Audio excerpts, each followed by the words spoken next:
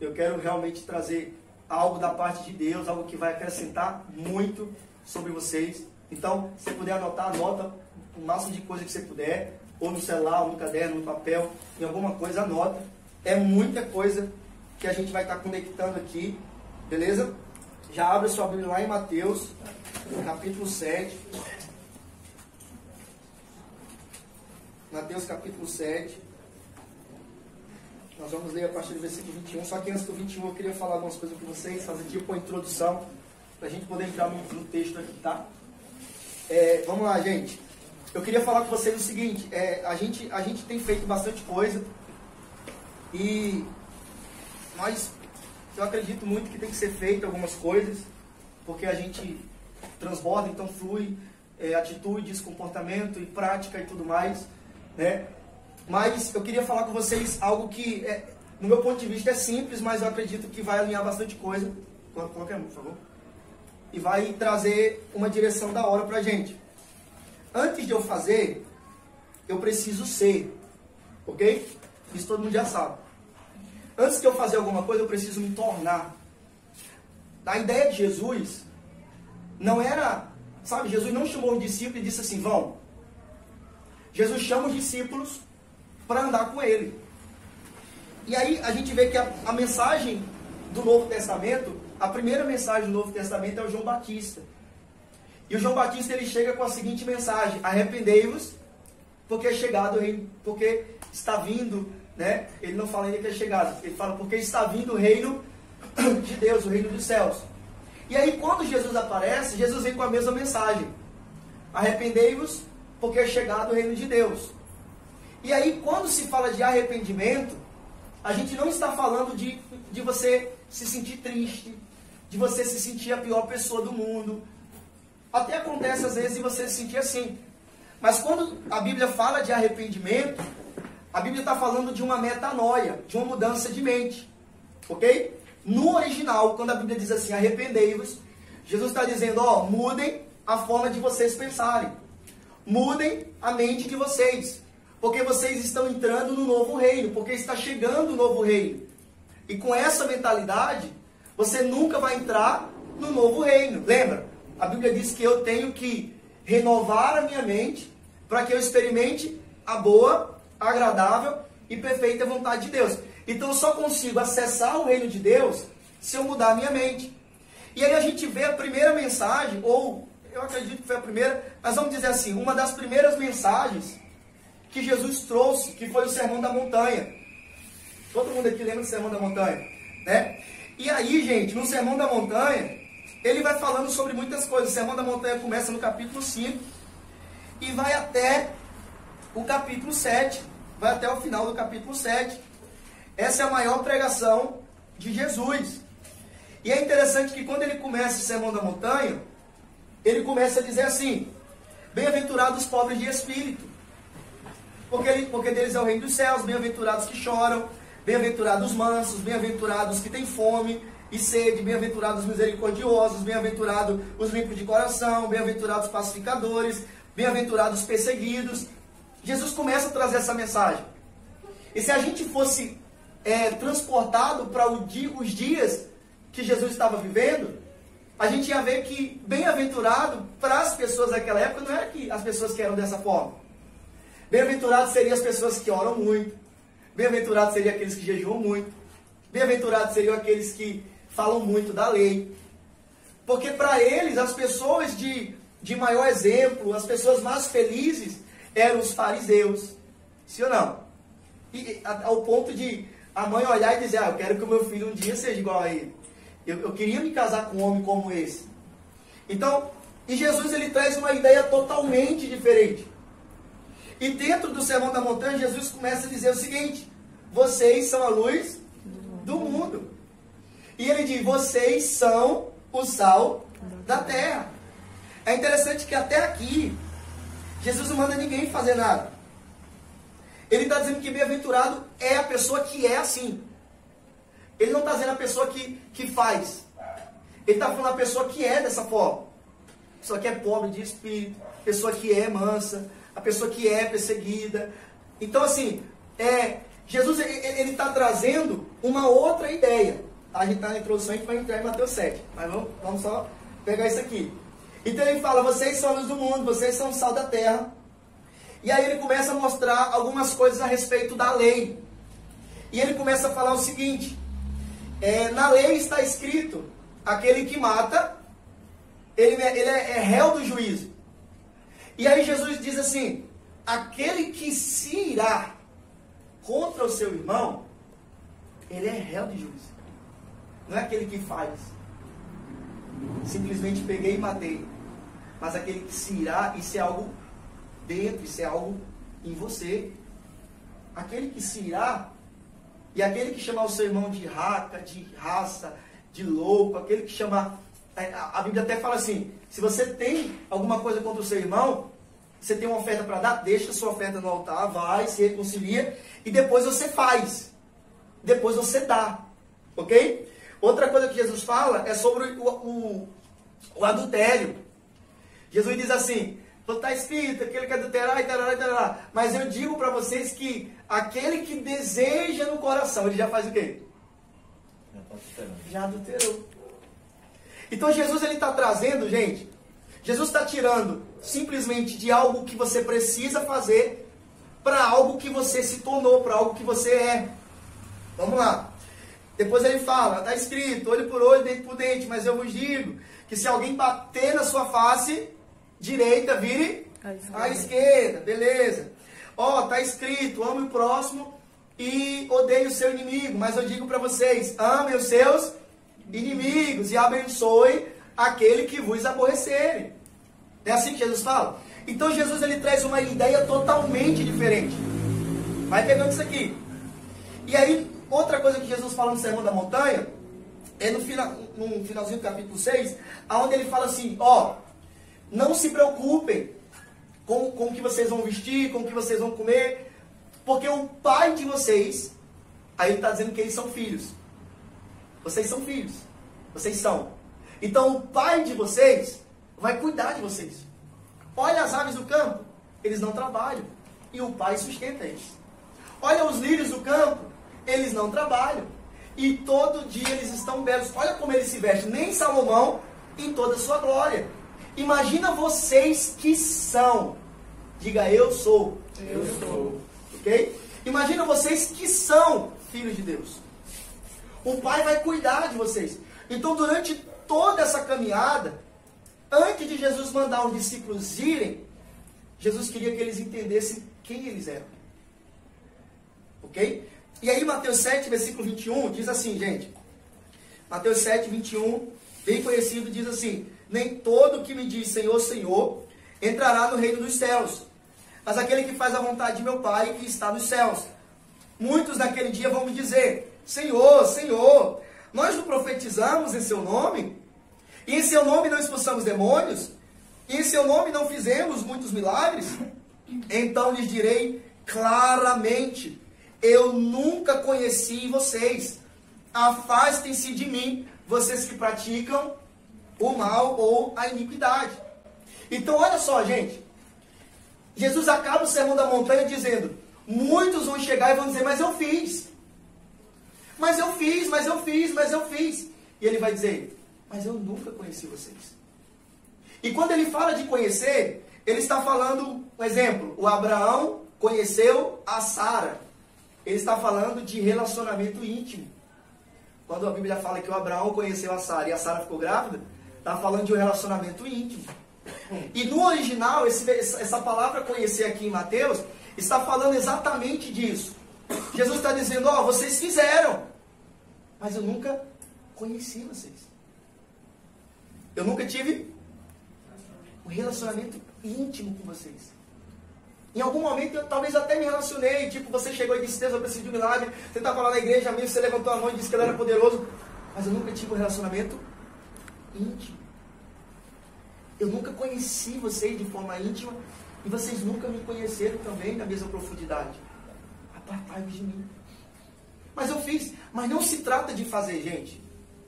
Porque muitos estão fazendo, e o Paulo até diz assim, o que importa é se eles estão pregando por inveja, por cobiça, por isso ou por aquilo.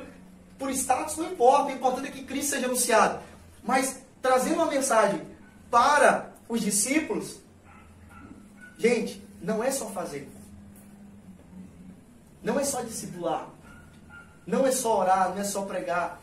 É necessário, antes de qualquer coisa, eu ter um relacionamento íntimo com Jesus. Eu estou falando aqui para vocês de algo simples. Mas a mensagem vai dar uma crescida aqui bacana. E aí, em alguns discipulados, eu pergunto assim, como é que está o seu devocional? Como é que está a sua mente de oração? Como é que está a sua comunhão? Você está orando, você está lendo a Bíblia? Por quê? Porque não é só o que você está fazendo, mas é o que você está se tornando. Ok? Não é o que eu simplesmente faço, mas é aquilo que eu estou me tornando. E aí, Jesus deixou bem claro que é necessário ter um relacionamento íntimo com Ele. Como é que eu passo a ter um relacionamento íntimo com Jesus? Primeiro, fazendo o meu devocional. Ter um momento a sós com Jesus. Segundo, andando com pessoas que têm relacionamento íntimo com Jesus. Se eu fizer essas duas coisas, se eu tiver um meu relacionamento íntimo com Jesus, e se eu andar com pessoas que têm relacionamento íntimo com Jesus, o que é que vai acontecer? Eu vou me aprofundar, e Jesus vai me conhecer de fato. Amém? Isso vai crescer dentro de mim. Porque, gente, quando eu tenho um relacionamento íntimo com Ele, Ele vai moldando o Leidson. Ele vai moldando quem é o Leidson. O caráter de Cristo agora começa a aparecer no Leidson. Porque é automático. Eu passo tanto tempo com Jesus que eu vejo o que Ele faz, eu vejo como Ele anda, eu vejo como Ele se comporta, porque eu leio as Escrituras e eu oro, e eu vejo os irmãos que têm relacionamento com Ele, então eu vejo como Ele se comporta através do Neto, através do Júlio, através de Monrei, da Tia Nalva, e eu começo a ver, eu faço, nossa, e eu estou tão envolvido com isso, que eu começo a me tornar isso. Entende? Não é simplesmente o que tem que ser feito, mas é o que eles se tornaram. Porque eles agem dessa forma, porque eles se tornaram dessa forma, porque eles se tornaram parecidos com Jesus. Então, gente, relacionamento com Jesus vai fazer com que o caráter de Jesus seja moldado na pessoa que está se relacionando com Ele. É algo que nós precisamos ter como discípulos de Jesus e é algo que a gente precisa gerar nas pessoas que estamos discipulando. Eu ouvia muito falar, tinha pessoas que tinham problema no casamento e tal, e tinha algumas pessoas que diziam assim, a gente precisa tratar o casamento, ok, precisa tratar o casamento, isso é certo, e isso é válido. Só que, se a pessoa não tiver um caráter com Jesus, ela não vai sustentar por muito tempo. Então assim, se não tiver esse relacionamento, não adianta, gente, o caráter de Cristo não vai ser moldado em mim ou em você. Está dando para entender até aqui? E a preocupação de Jesus não é que você faça. A preocupação de Jesus é que você se torne. A preocupação de Jesus é que você seja. Não é simplesmente que você, mas eu estou fazendo muita coisa. Senhor, eu fiz. Tá, mas você não conseguiu se tornar. E esse é o maior problema. Porque se você não se tornar, olha só, se você não se tornar, em algum momento na caminhada você vai dizer assim, por que eu estou fazendo isso? Qual o sentido de fazer isso? Porque você só está fazendo. Nossa, mas espera aí. Por que eu estou gastando tanto tempo fazendo isso? Por que eu estou desgastando a minha vida? O Paulo diz isso, né? Eu me gastarei e me deixarei gastar. Então, por que eu estou desgastando a minha vida com pessoas? Eu poderia estar descansando agora. Esse mês agora que vem, eu e a Eda, a gente fez um trato de todo dia ter discipulado. Então todo dia a gente vai estar na casa de alguém, falando com alguém, fazendo com alguém. E o casamento de vocês, a gente se programou direitinho, vai dar certo. Só ora por nós. É só esse mês de maio, amém? Mas por que pegar os dias que a gente tinha pra gente, nesse mês de maio, e gastar em pessoas? Porque se você não se tornar, vai ter uma hora que você vai perguntar isso. E você não vai encontrar um sentido para isso. Você vai dizer, peraí, não faz sentido. Mas quando você se torna, você fala, eu sei por que eu estou fazendo isso. Se tivesse mais tempo, se tivesse mais dias, eu daria mais tempo e mais dias para isso. Porque você se tornou. Entende? Não é simplesmente porque você está fazendo.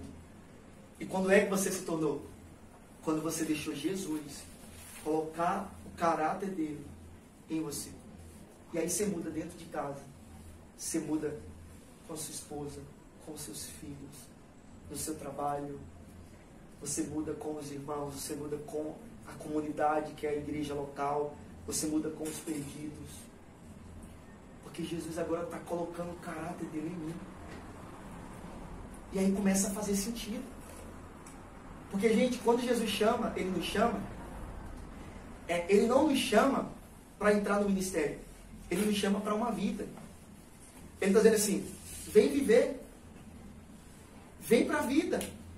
E entrar nessa vida é você desfrutar de Jesus 24 horas. Jesus vai mudando, Jesus vai transformando, Ele vai colocando, Ele vai tirando. E fica naquela, mas Jesus, você está ali, você está nesse processo, você está nessa caminhada. E, abre lá em 1 Coríntios 13. 1 Coríntios 13. Eu não conseguiria pregar essa mensagem no culto, tá, gente? Tudo que eu vou falar aqui eu não conseguiria. Talvez as pessoas não iriam entender. Se em algum momento você não entender, você levanta a mão. Se quiser falar alguma coisa também, você levanta a mão, tá? Eu começo a falar aqui, eu acelero. Tem alguma coisa para falar a vocês. Vocês têm total liberdade, amém? Levanta a mão que vou ter o maior prazer de te ouvir. Talvez o que Deus quer acrescentar na mensagem está com você. Tá bom? Aí você levanta a mão e fala. 1 Coríntios 13, 11, o Paulo diz assim, quando eu era menino, falava como menino, sentia como menino, pensava como menino. Quando cheguei a ser homem, desisti das coisas próprias de menino. Porque agora vemos como no espelho, de forma obscura. Depois veremos face a face. Agora meu conhecimento é incompleto. Depois conhecerei como também sou conhecido. Preste atenção nisso aqui. Jesus, ele olha para o Leite e fala assim, Leite, você é o sal da terra. Mas eu não sei ainda quem eu sou. Eu tenho uma ideia porque eu olho no espelho, o espelho está embaçado, o espelho lá do banheiro, tem um espelho no banheiro lá, né, na parte do chuveiro, e é um espelho bem embaçado, porque já dormiu lá em casa, já tomou banhado, né, e já estava, tá? A gente está para trocar ainda, mas não é prioridade agora, por isso que a gente não trocou. Mas todo, não sei o que fizeram naquele espelho, né, embaçado, arranhado, não sei. E quando eu vou, às vezes, fazer a barba ali, eu fico assim, não dá para fazer. Só que você consegue ter uma noção do que está acontecendo. Você vê meio embaçado, mas você não vê perfeitamente. E o Paulo está dizendo aqui, ó, eu consigo ver ainda meio embaçado. Mas, porque o meu entendimento ainda é incompleto. Mas depois conhecerei também como também sou conhecido. Então, gente, vai chegar uma hora que você vai dizer assim, nossa, entendi quem realmente eu sou. Quando? A gente vai ver no final. Quando ele se manifestar. Ok? Nós o veremos como ele é.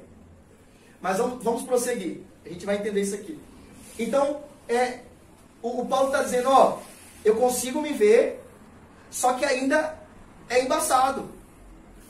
E eu sei que um dia eu vou saber como realmente eu sou. Ou quem realmente eu sou. Vocês sabem quem vocês são, sim ou não? Sim. Mas ainda é embaçado, porque se a gente prestar atenção no dia a dia, às vezes a gente se perde. Quando a gente fala uma coisa que não deveria, por quê? Porque a gente esqueceu quem nós somos. E aí sai uma palavra que não deveria. Uma atitude, um comportamento que a gente pratica, às vezes sem direção de Deus, que não era para praticar. Por que a gente faz isso? Porque em algum momento nós esquecemos quem somos. E aí quando a gente lembra, a gente fala, nossa, não era para eu ter feito isso. Mas por quê? Porque você não precisava fazer? Não, porque você é uma outra pessoa. Vocês entenderam? Por isso que quando você se converte, você começa a entender quem é Jesus e quem você é, você para de praticar muitas que você praticava quando era do mundo. Porque aquilo não faz mais sentido para quem você é, para quem você se tornou. Então assim, entenda que nós somos, mas ainda não sabemos quem somos. Mas Jesus olha para o Leidson e fala assim, Leidson, você é filho. E eu digo, amém, mas eu não sei como é que ele está falando, porque ele me conhece como eu sou. Eu não estou falando do Leidson pecador, miserável, fraco, não. Eu estou falando do Leidson que está em Cristo. Só que eu não me conheço ainda. Amém? Amém. Vocês estão pegando? Está pegando o livro. Amém? Levando o ventinho aí, é? Estou aqui escutando. Então assim, quando ele diz assim, você é o sal da terra, Jesus sabe do que está falando. Você acha que Jesus está tentando falar para me convencer? Você acha que ele está tentando falar para dizer assim, é tipo quando alguém chega numa luta, você fala assim, Deus vai, você vai vencer, Deus vai te dar vitória, para tentar confortar a pessoa? Não. Jesus está falando porque realmente ele me conhece. Ele sabe quem eu sou na essência. Por quê? Porque, gente, nós fomos tirados de Deus. Jesus sabe quem ele é, porque ele é Deus. Então ele olha e fala assim, mano, eu sei tanto quem eu sou, e eu digo para você, você é o sal da terra, você é a luz do mundo. Você é. Por quê? Porque eu sei quem eu sou. Jesus sabe quem ele é. Então ele diz, você é. Então Jesus ele veio trazer essa ideia de quem nós somos. E quando nós entendemos quem nós somos, muitas coisas começam a perder força. Coisas que nós dávamos prioridades, coisas que nós desejávamos muito, coisas, às vezes até materiais, que a gente lutava acima de tudo para alcançar, para ter. Agora, até quando você deseja essas coisas, é para um propósito excelente. Não é simplesmente porque você deseja. Por quê? Porque diante do que eu sou, isso não vai me acrescentar em nada. Porque eu já tenho tudo. Entendeu? Porque ele já me deu tudo.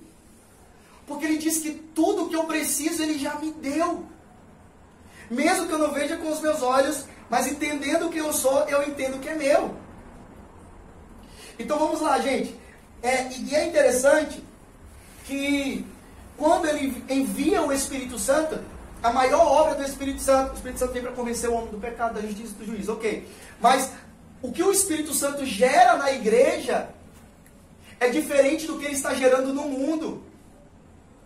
Porque o Espírito, ele veio para dirigir a igreja. Ele veio para convencer e tal, mas ele veio e ele está, o Espírito Santo habita. A Bíblia diz que nós somos templo do Espírito Santo, o templo. Então o Espírito Santo, ele não habita nos perdidos, ele habita na igreja. E o que é que o Espírito faz na igreja? Ele nos convence que nós somos filhos. A Bíblia diz que nós recebemos o Espírito que clama, Abba, Pai. E esse Espírito testifica com o nosso Espírito que nós somos filhos de Deus. Então o Espírito Santo, ele está em nós dizendo o quê? Você é filho de Deus. Claro, quando você conhece mais sobre Jesus, você conhece mais sobre você. Eu acho que essa palavra já está bem clara aqui pra gente. Quanto mais eu conheço sobre Jesus, mais eu conheço sobre o leito. Então o Espírito Santo, através do conhecimento de Jesus, ele diz, você é isso. Você é a luz. Você é o sal. Você é filho. Você é representante de Cristo. Você é amado. Você não precisa ser amado. Então assim, eu não busco mais ser aceito. Gente, por isso que é fácil entrar em grupos fechados. Por quê? Porque para você nunca está fechado. Mas se eu entrar e me rejeitar, não dá. Eu não me sinto mais rejeitado. Entende? Por quê? Então quando você entra, você gera um outro ambiente. Então a gente não é daqueles que eu só entro se abrir o grupo. Nós somos daqueles que entramos para mudar o que está acontecendo ali. Ou para acrescentar, dependendo do que está sendo gerado. Por quê? Porque eu sou. É fácil fazer quando você entende quem você é. Você não precisa pôr... Você põe força contra aquilo que tenta se levantar dentro de você, que é você mesmo, só que é o antigo você. Ok? Amém? Amém. Às vezes, então, dá umas filosofadas, né? Mas vamos lá. Então, a única força que você coloca é contra o seu eu. Eu luto contra o meu eu. Mas eu não luto para ser o que Deus disse que eu sou. Tá dando para entender? Por quê? Porque quando eu entendo o que eu sou, já estou fazendo. Nossa! Mas eu sou filho. Já estou agindo como filho. Mas ele me chamou para servir. Então, eu sou filho de Deus, eu sou embaixador, eu sou representante dele. O que é que ele fazia? Servia. Automaticamente eu estou servindo. Eu sou amado, automaticamente eu estou amando. Porque eu entendi quem eu sou. E agora faz sentido tudo que eu faço. E mesmo que venha a dúvida, por que eu estou fazendo isso? Ah, porque eu sou. Ou você vai parar de fazer isso? Não dá para parar. Porque eu me tornei isso. Não é o que alguém mandou fazer, mas é o que eu me tornei em Cristo. E aí o Espírito Santo veio para gerar isso. O Espírito Santo, ele dirige. O Espírito Santo, ele veio nos convencer, ele veio nos ensinar. Ele clama ao Pai. E o Espírito Santo dirige os filhos. Ele dirige os filhos, aqueles que são. Quem é dirigido pelo Espírito? Os filhos de Deus. Aqueles que já são filhos de Deus. E aí, gente, 2 Coríntios 13, a Bíblia fala da comunhão do Espírito. Lembra? Fala do Pai, do Filho e fala, e a comunhão do Espírito esteja convosco. Quem é que gera comunhão? O Espírito. Por quê? Eu só consigo ter comunhão com o irmão Rei se eu entender quem eu sou. Por quê? Não dá para viver comunhão sem entender quem você é. Por quê? Porque você sempre vai bater de frente com alguém com um pensamento diferente, a outra pessoa pensa diferente, vai ficar briga. Não tem comunhão onde tem briga. Mas quando eu entendo quem eu sou, que é o Espírito que gera isso, eu começo a ter comunhão. Porque eu não entro para provar quem eu sou. Eu não entro para discutir assuntos desnecessários. Eu entro para viver, porque eu já sou. Entendeu? Eu tenho dificuldade em viver comunhão. Você tem dificuldade com a sua identidade. Porque quando isso vai ficando claro, você começa a ter comunhão.